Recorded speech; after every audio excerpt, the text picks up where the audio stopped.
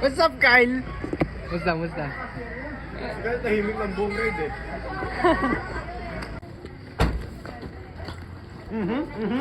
One down. Hindi, sumasayaw talaga siya. Bala ko, nakadouble ako. May backside, may shirt ako sa loob. Oo, nag-next kami. Mga pogi, oh. Nagsidatingan. Secret. Hindi, may budget kasi si Kuya Jun eh. Sana all nagpakain. Oo. Hanip. Dahil pala sa inyo na ako sumakay. Sasakay sa amin. Bad yun. Hindi, mga pogi kasi tayo. Sakay ka sa kotse.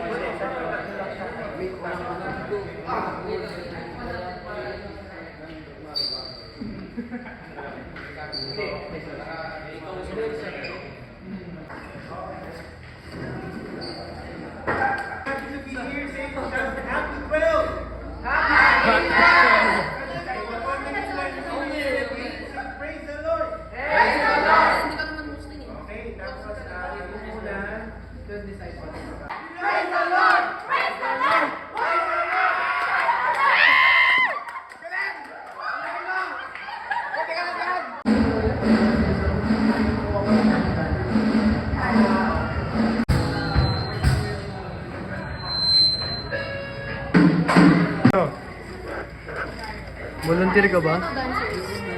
Ushers! Asan na ako? Uli sa daan. Ushers nandun na yung phone. Sorry po. Sarili natin yung sagot. So, start muna natin yung event natin with short encouragement from the Bible. If may phones kayo, pwede pa open yung Bible nyo sa Proverbs 16 verse 3. Okay lang, sasabihin ko naman kung wala kayo. Commit to the Lord whatever you do and He will establish your plans. Ulitin ko. Commit to the Lord whatever you do and He will establish your plans. So, parang meaning nun is the success of our work is not measured only by what we accomplish, but by who we dedicate yung ginawa natin na yun. So, hatiin ko lang yung short verse na yun sa tatlo. So, first point is active surrender. Yes. Point natin.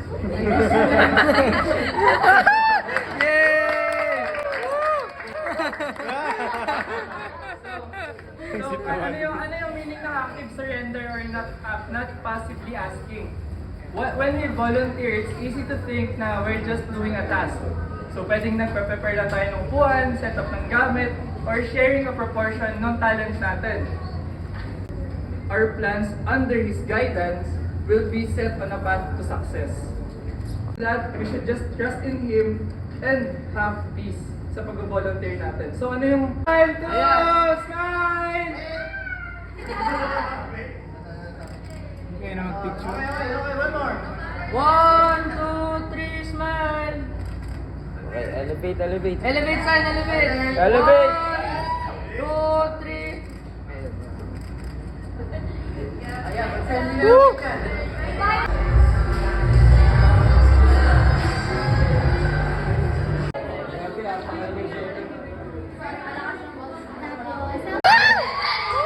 Hindi papatalo si Kuya Long sa pataasan ng energy. Eh yung last one natin, papatalo ba yan? Hindi ka na Ate Ella. Guys.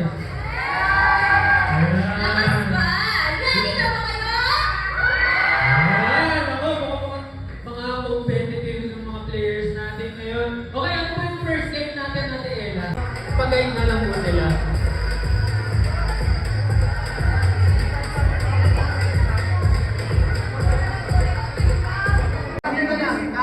Okay, 3, 2, 1. Ay, ano kayo para mabasa yung nasa likod? Ayan. Okay, 3, 2, 1. Okay, elevate.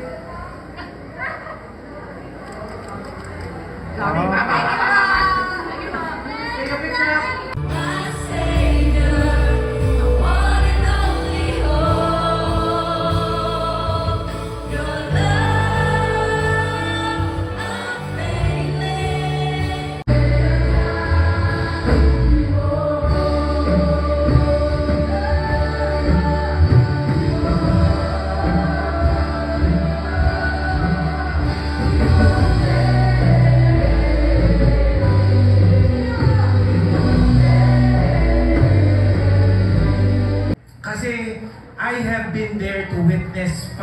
out of 12 anniversaries of Elevate. 5 years out of 12. Parang gano'n na pala kabilis lahat, di ba? So, and during the 5 years na nandito ako sa Elevate, I was able to meet hundreds of youth over those 5 years. And I was blessed to witness transformations. I was able to be blessed to be with every single one person na pinag-disciple sa akin ni God.